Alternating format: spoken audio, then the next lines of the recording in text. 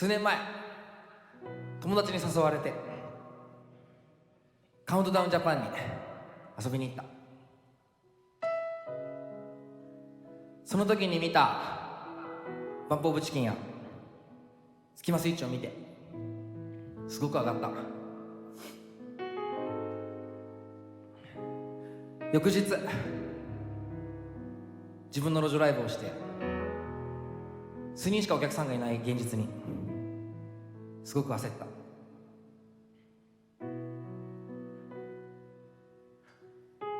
今まで何度も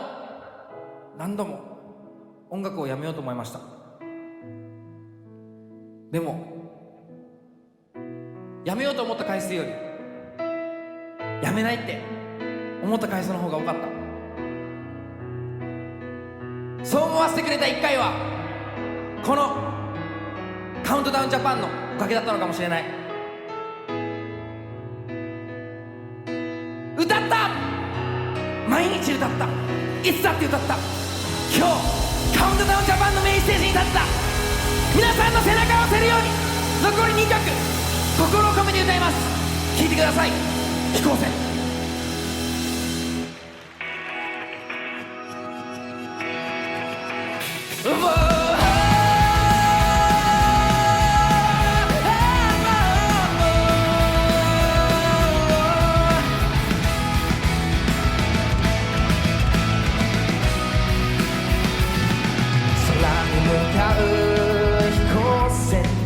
眺めていた僕も絶対に強くなるからと誓ったあの日に焦りもあるんだ。君を乗せて行くって決めた日から誰でもなく自分のために泣いて笑ってきた君が分厚い雲を突き破る時が来た。掲げて膨らんだこの飛行船を僕らで空に飛ばした。胸が熱く燃える水深量は君がくれたから必ず駆け巡って壊れそうでも動かすんだ。僕と君の飛行船だから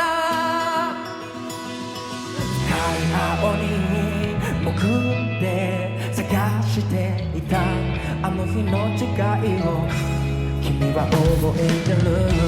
叶ったらだとか迷ったらだとか未来が果てしなくてきっと想像以上の涙も痛みもこんなに体を蝕む最悪な夜も不器用でも叫ぶ抱え込む全てを投げ捨ててもあの広い顔へついてこい。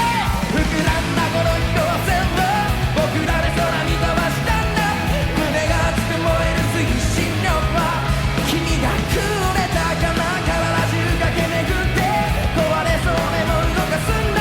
僕と君の飛行船だからもう無理だなんて諦めるダメな勝負も限界を超えて進むたびに燃えて消えた。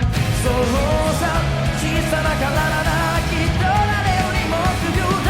燃料がつきそうな不安も全部かき分けるんだ。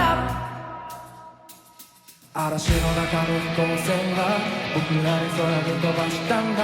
胸が熱く燃える水深の輪君がくれたから